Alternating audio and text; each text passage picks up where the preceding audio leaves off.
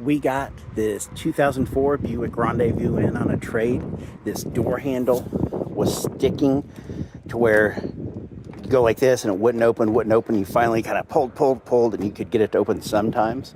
So I thought, from looking around the internet, need to replace this latch mechanism, and it looks like it's riveted in and would be kind of a pain in the ass.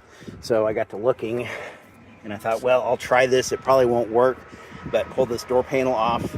There are screws right behind this door handle here. Then there's another one down here, and then there's another one behind this reflector. So after I got that off, what I did is, you can see down in there, see that big white mess, that lock mechanism? I just doused it with white lithium grease, and now it opens and shuts perfectly nice and easy. So it was a super cheap, easy fix. So here's the location of those screws. One right here,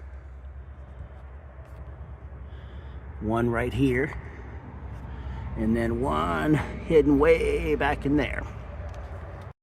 And I put that screw in too quick. You've got to put this back in there first. So don't do what I did on that part. Make sure you get that part in there first, and then put that screw back in.